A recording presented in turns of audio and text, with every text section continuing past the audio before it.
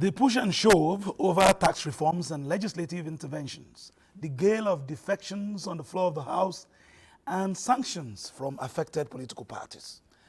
Federal government tax youths on commitment to development, and Ghana VP and presidential candidate commended for maturity. We have these and more in our lineup. I'm Fisai Ogunfui. Welcome.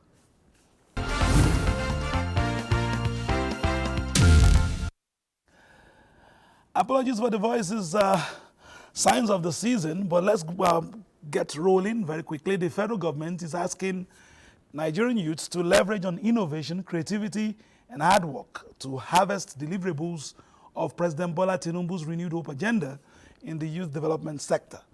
Nigeria's Vice President, Senator Kashim Shettima, in a message through his technical advisor on women, youths, and engagement, Hawa Liman, gave the advice during the 60th anniversary of the National Youth Council. These are hard, your contributions are valued, and your future is being shaped by the decisions you influence today. The path ahead demands courage, but I am confident in our collective ability to rise to the occasion. So let us build a Nigeria where every young person has the opportunity to thrive, contribute, and lead. God, at this time, has chosen to bless us with a youth as governor of Rivers State. This is one man who has, at every point, shown that he believes in the values of the youth, the strength of youth, and gender equality.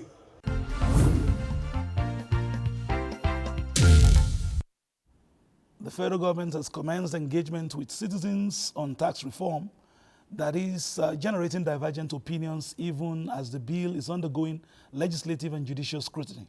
The Minister of Information and National Orientation, Mohammed Idris, says ongoing review of the country's tax law is timely. Effective taxation is important as a source of financial power for governments to provide social services for their citizens. However, there is plenty of reason to believe and assert that Nigeria's tax administration system has become long overdue for reform on account of design and implementation flaws, as well as the general attitude of taxpayers towards taxation itself. President Tinubu has also been very clear that the executive will listen to and work with all stakeholders to ensure that all concerns are duly and comprehensively addressed. Renewal and rehabilitation of 150,000 barrels per day. A new Port Harcourt refinery is about 90% complete. These are the old 60,000 barrels per day refinery sustains optimal daily production. Executive Vice President Downstream Ishaku Abdullahi made this known to labor leaders at a tour of the old and new Port Harcourt refineries. Nigeria Labour Congress President Joe Ajaero, President Trade Union Congress Festus Osifo, and NUPENG President embarked on a visit to Port Harcourt refinery. They were taking on an elaborate tour of various operations of the plant. All the other panels also are showing different parts of the system, including the heaters, showing how it's firing. By and large, we have sufficiency. We must satisfy Nigerians first before we export, so that we have enough in this country. When we are comfortable in-house, in-country, then we'll be able to export. The labor leaders afterwards commended the ongoing production efforts. They emphasized the refinery's critical role in stabilizing Nigeria's economy, particularly amid rising global oil price. Here at the cold burning heater, and it's terribly hot here, indicative of the fact that indeed production is ongoing. We're also assured that most of the rehabilitation processes, that a lot of the sub-processes are about 80–90% completion. So we're also expecting that in no time soon that the new Port Harcourt refinery will come on stream. When there was increase in pump price of petroleum products, part of that agreement was that this station must work. And we have made efforts to emphasize it repeatedly. And now that it is working, it is our duty, to come here to confirm that it is working. They took us around to reconfirm what we already know. The tour also highlighted the ongoing rehabilitation of the new Port Harcourt refinery, which underscores Labour Union's support for revitalizing local refineries, which aims to enhance domestic fuel production and work on Warri and Kaduna refineries to reduce reliance on imports. During the visit, the works force commitment was applauded as they urged government to prioritize investment in refining infrastructure. The Labour leaders' engagement at the refinery, key players say, marks a significant step in fostering collaboration between labour unions and government efforts to boost Nigeria's energy sector.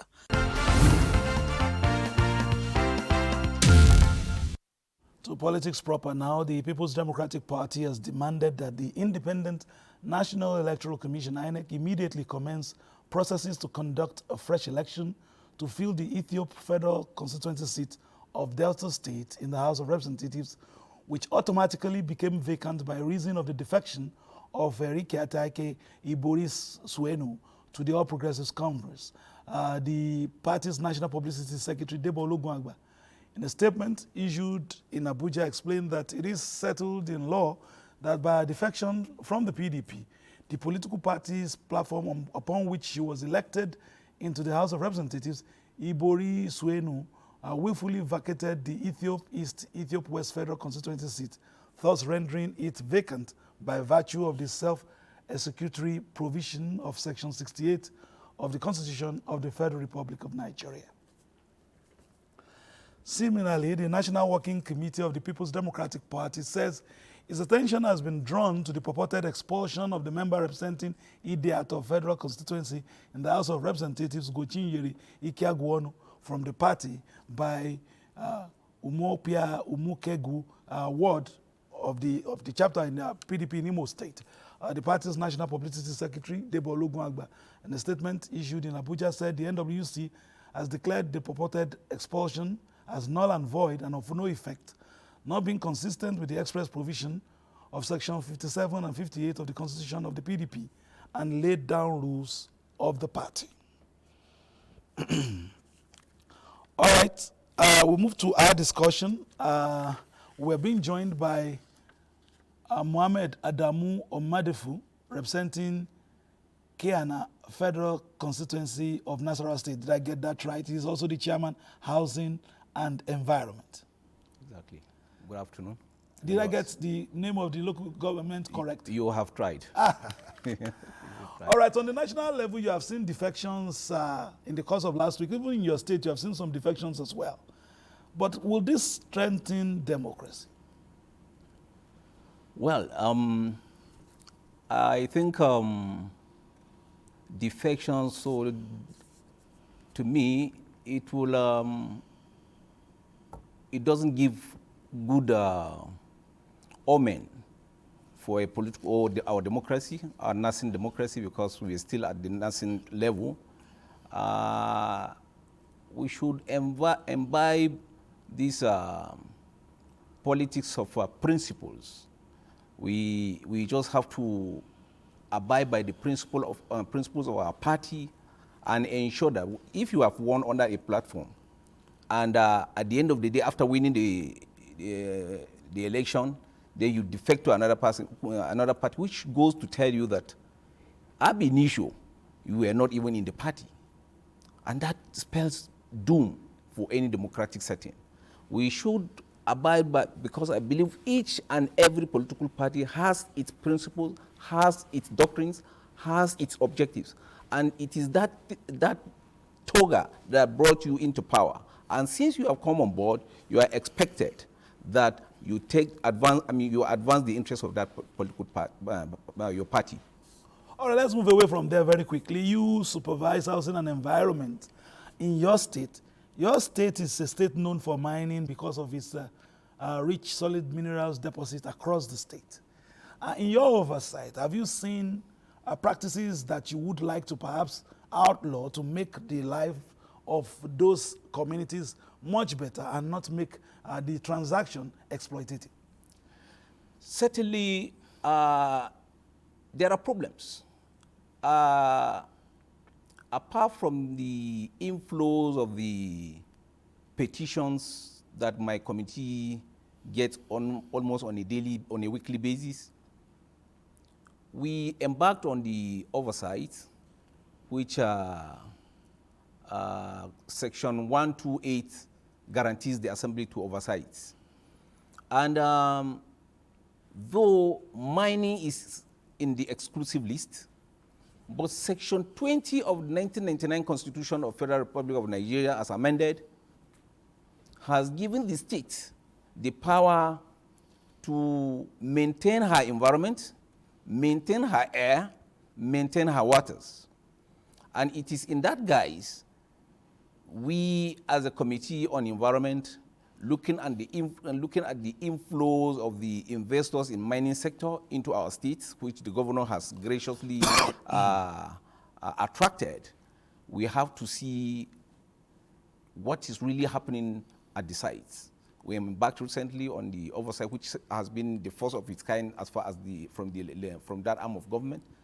We went and we saw that the level of degradation, and I'm afraid if this reclamation that they've signed, they are going to abide by it, and it's going to be a problem.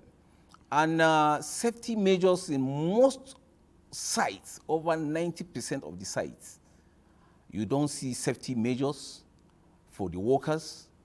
Where they reside is not too habitable, and the CDA, the Community Development Agreements, have not been adhered to, and a lot more of such problems are there. What are you doing in specific terms Certainly to bring the CDAs to comply? There are laws in the pipeline. There are laws in the pipeline that we are marshalling.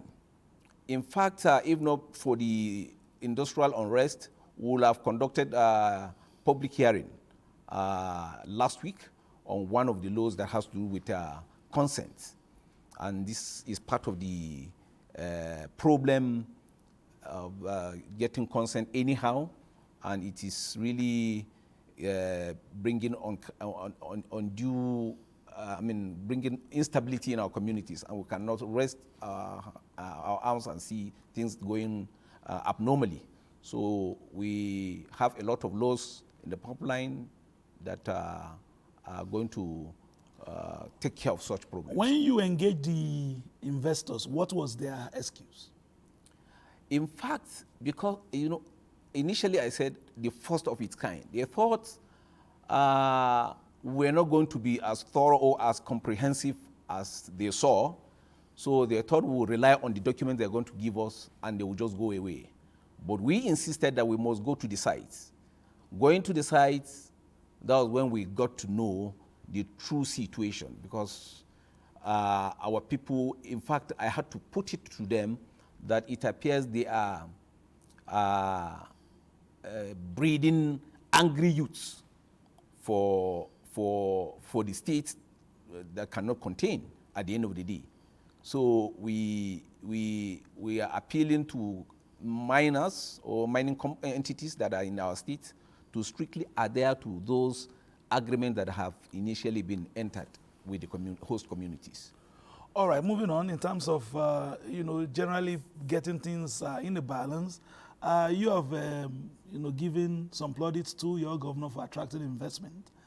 But beyond that, in terms of politics in your state, I've seen that your assembly has representation spread across parties.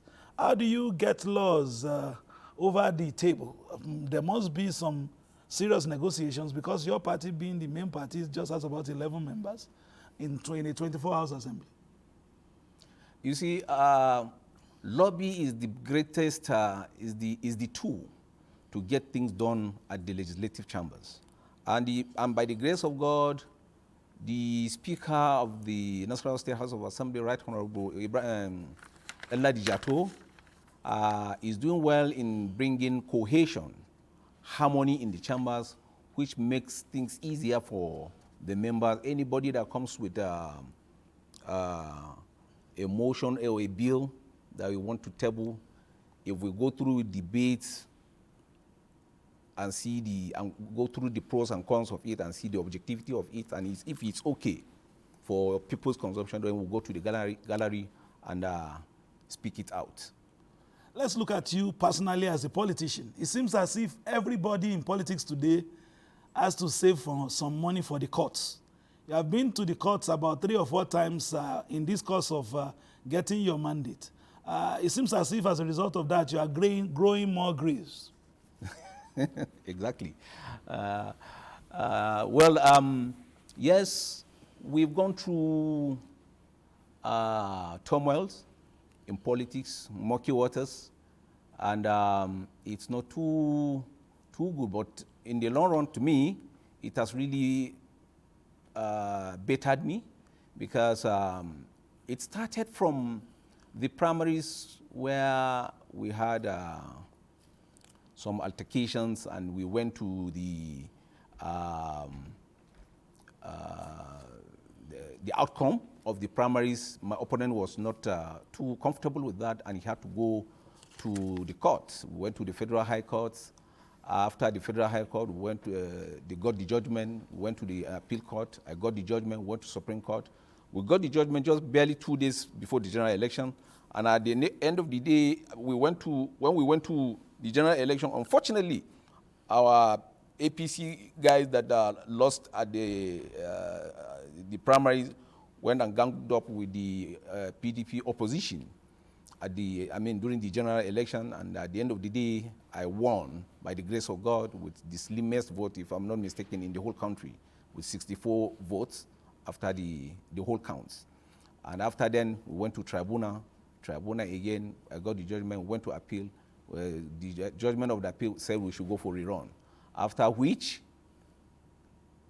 I got the election again in the rerun, and other cases still pending. It seems to be a cumbersome process. Let's get some more stories in. The All Progressives Grand Alliance, ABGA, says recent Supreme Court judgment which brought to an end all leadership tussles within the party has repositioned ABGA to wax stronger and become more united in confronting the socio-political challenges being faced in building the party and the nation at large.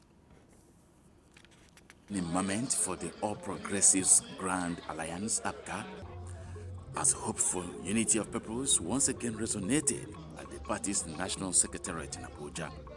As the National Executive Committee meeting commences with accreditation of stakeholders as they arrive, delegates from the INEC were also on ground for a revalidation of the party. One of the basic requirements for registration and continued existence of political parties is that they must have headquarters in the FCT.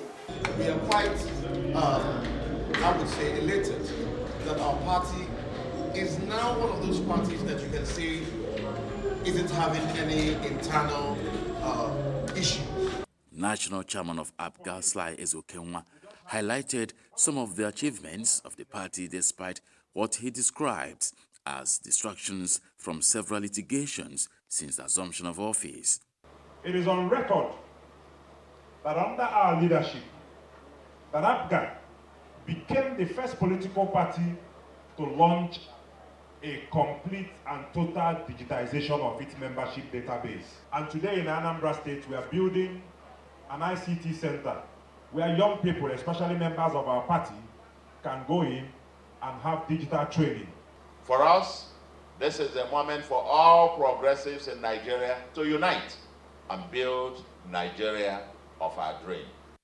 The leadership of the party expresses gratitude to the judiciary for upholding the rule of law and to President Tinubu for the appointment of a member of the party, Bianca Ojukwu, as the Minister of State Foreign Affairs. Extending an olive branch to all aggrieved registered members in the interest of the slogan of the party, which is "Be your brother and sister's keeper," the party expresses the readiness to work in collaboration with all stakeholders to achieve the set goals.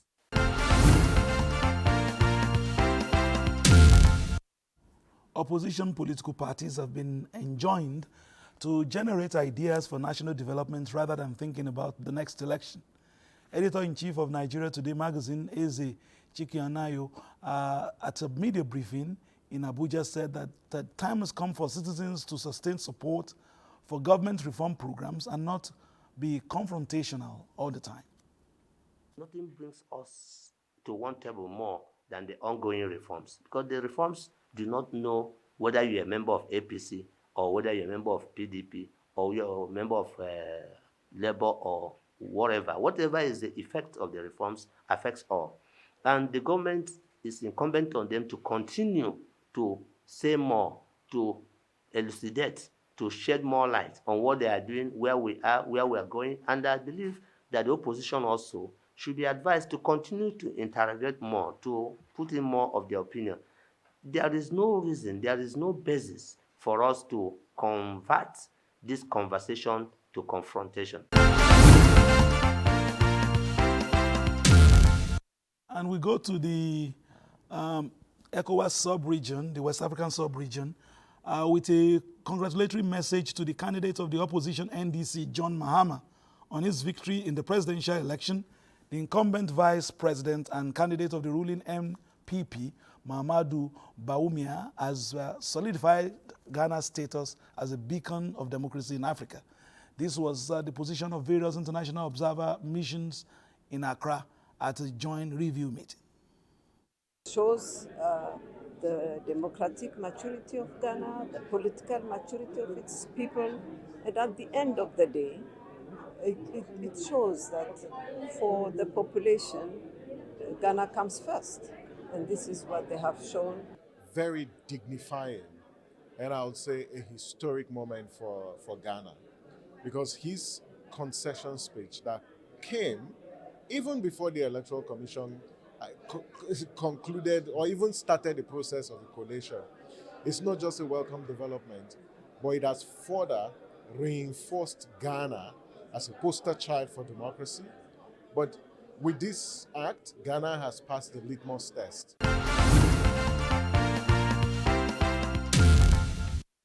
All right, you're still watching Political Update on the network service of Nigerian Television Authority. Our guest has been Honorable Mohammed Adamu Omadefu, representing Kiana Federal Constituency, State Constituency of Nasarawa State, I beg your pardon. On a final note, what are your thoughts on your interventions for your people at this time? And what does the future hold as far as your political journey is concerned? Well, I pray God keeps us alive, hale and hearty to end this tenure well first. Then we'll think of what to do. I'm not in a haste in any way for any of my future engagements. So I hope and pray that the patience that have my constituency has been with me. Sorry to interject. Hopefully you will keep an eye on those miners. Very well, very well. The mandate given to me twice for me to represent them, that goes to tell the world that I'm really their darling, and I want to assure Nasarawa State in general that representation from the legislative arm, they will never regret it, especially this time around, that we are turning things around. We have a lot of investments that are coming into the states, and we'll put our eyes on the ball to ensure that what is due to us is being given to us. That has been Political Update for today. Many thanks for joining us. Many thanks to our guests and you for watching. Between now and Friday, when we come your way again, please play your politics for the greater good. I apologize, of course, for the audio coming from here. It's been quite a dry weather out here in Abuja. We'll see you again on Friday. But keep it logged on the Nigerian Television Authority for news, reviews, previews, and interviews. Bye-bye now.